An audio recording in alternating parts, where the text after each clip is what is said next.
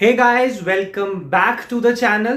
तो हमने last class में एक चैप्टर स्टार्ट किया था क्लास 11th की अकाउंट्स के लिए। चैप्टर का नाम है जर्नल एंट्रीज।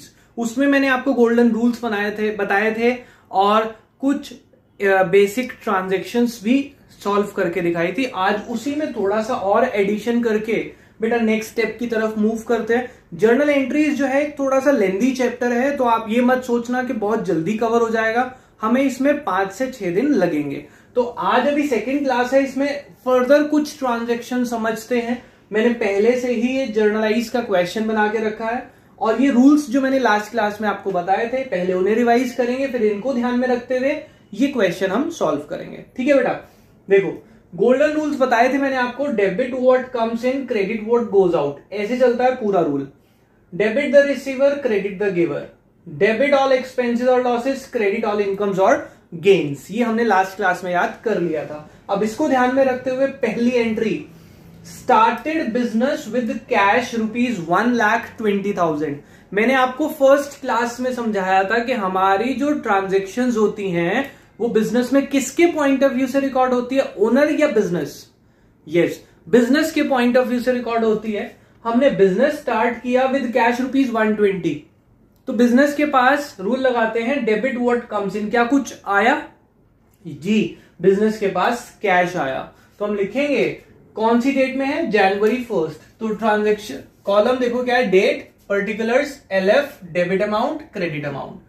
जनवरी 1, कैश अकाउंट डेबिट, क्योंकि debit what comes in cash आया। और जो कैश ओनर शुरू में लेके आता है उस कैश को बोलते क्या है? जब बिजनेस स्टार्ट करने के लिए पैसा लगता है, पहली क्लास में बताया था, उस टर्म को हम बोलते हैं कैपिटल। तो cash account debit to capital account, पूरा लिख लेता हूं। शॉर्ट फॉर्म बेटा एग्जाम में अलाउड नहीं है। बीइंग बिजनेस स्टार्टेड,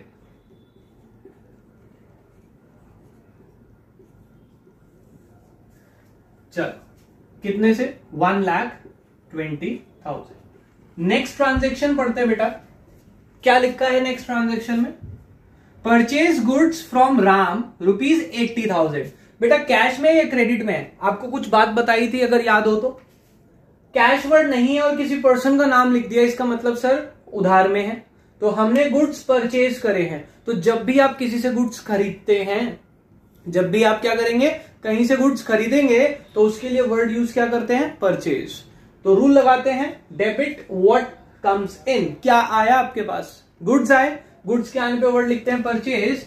तो कौन सी डेट की ट्रांजैक्शन है? जनवरी 5। क्या लिखेंगे? Purchase account debit. पहला रूल लग गया, debit what comes in. Credit what goes out, कुछ गया? नो सर, गुड्स खरीदे राम से उधार पे, कुछ गया नहीं। क्रेडिट का दूसरा rule, credit the giver. Giver कौन है? राम। ये आ जाएगा टू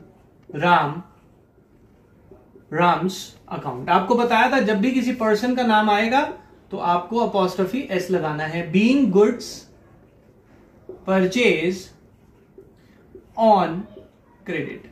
बेटा मुझे थोड़ी सी हैबिट है शॉर्ट फॉर्म लिखने की, आप ये नहीं लिखेंगे, CBSE ने साफ मना कर दिया है। जनवरी 5। इसके बाद अगली ट्रांजैक्शन है जनवरी 6 में, परचेज मशीनरी फॉर ₹1,00,000।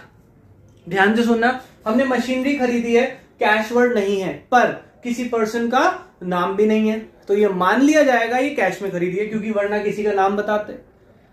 ठीक है, तो हमने मशीनरी खरीदी है। रूल लगाते हैं डेबिट व्हाट कम्स इन। क्या कुछ आया?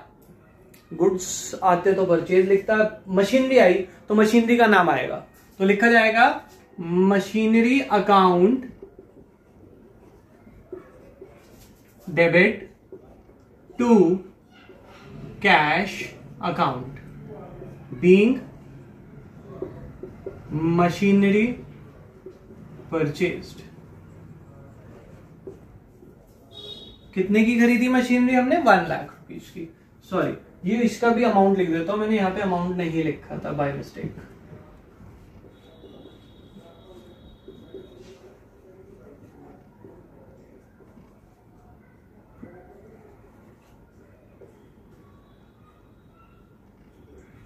देखो बेटा, होपफुली आपको ये समझ आ गया होगा रूल के हिसाब से।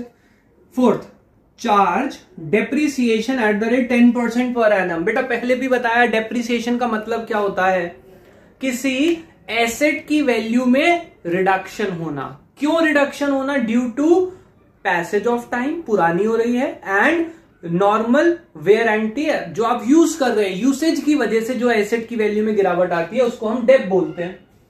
अब मशीनरी की वैल्यू कम हुई है, सोचते हैं rule, debit what comes in.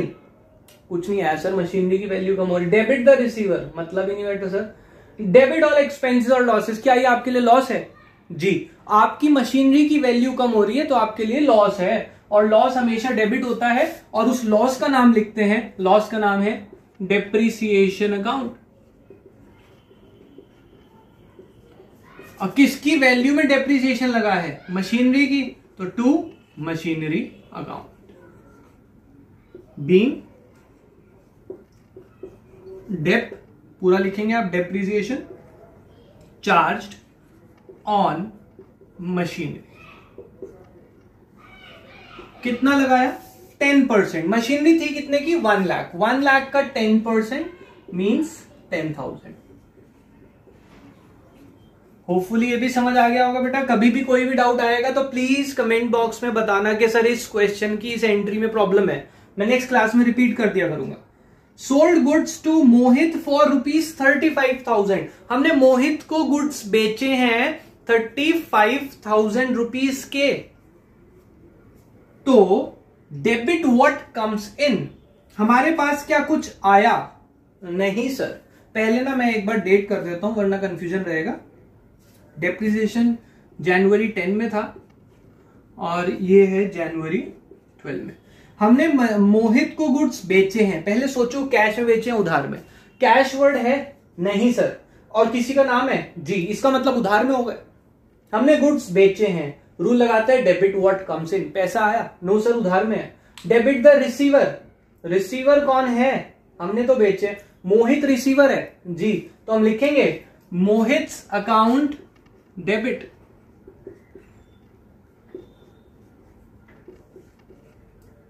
To, credit का रूल लगाते हैं, क्रेडिट व्हाट गोज आउट, कुछ गया? जी सर, गुड्स बेचे थे तो गुड्स आए थे तो परचेज, और गए हैं तो सेल्स, तो to sales account being goods sold on credit. कितने के बेचे हमने? 35,000। चलो आगे चलते हैं। ये दो ट्रांजैक्शन मैं रिपीट कर रहा हूं जो पिछली क्लास में हमने पढ़ी थी, क्योंकि बच्चों को कई बार इसमें डाउट रहता है। रेंट रिसीव्ड, आपको रेंट मिला। डेबिट व्हाट कम्स इन, क्या कुछ आया? जी सर, रेंट रिसीव हुआ है तो क्या मिला होगा? कैश। Very good. तो जनवरी 15 cash account debit. To, credit what goes out, नहीं सर। क्रेडिट द गिवर, हमें नहीं पता, रेंट मिला है। क्रेडिट ऑल इनकम्स और गेन्स, क्या ये आपके लिए इनकम है? जी, रेंट मिला है तो आपके लिए तो इनकम हो गई ना, तो cash account debit to rent account being rent received. कितना रेंट मिला है आपको? सर 8,000। आगे चलते हैं, नेक्स्ट देखते बेटा। पेड इंटरेस्ट ₹5,000, आपने इंटरेस्ट पे किया है, तो मेरे पास से कब है? जनवरी 20 में रेंट इंटरेस्ट मैंने पे किया। Debit what comes in, sir मतलब ही नहीं है, पे किया है sir. Debit the receiver, sir नहीं पता। डेबिट ऑल एक्सपेंसेस, क्या रेंट जो इंटरेस्ट पे किया है खर्चा है आपके लिए? जी, तभी तो पे कर रहे हैं, खर्चा है ना, तो उस खर्चे का नाम लिखो रेंट अकाउंट डेबिट। तो पहले डेबिट का रूल लगा लिया करो, इसीलिए बार बार रिपीट करके दिखा रहा हूं आपको। डेबिट ऑल एक्सपेंसेस हो गया, आप क्रेडिट में जाते हैं। To, credit what goes out, पहला रूल, कुछ गया? इंटरेस्ट पे किया है तो सर कैश गया होगा ना, तो rent account debit to cash account. कितना? 5,000। होपफुली बेटा आपको ये समझ आ गया होगा। शुरुआत में जैसे नए नए क्वेश्चंस आप कर रहे हैं तो यहां पे अच्छा लिखेंगे, एक मिनट, बीइंग, सॉरी रेंट नहीं है, इंटरेस्ट, तो ये उसका नाम आ जाता है बस बेटा, जो भी इनकम या एक्सपेंस होता है उसका नाम आ जाता है, बीइंग इंटरेस्ट पेड।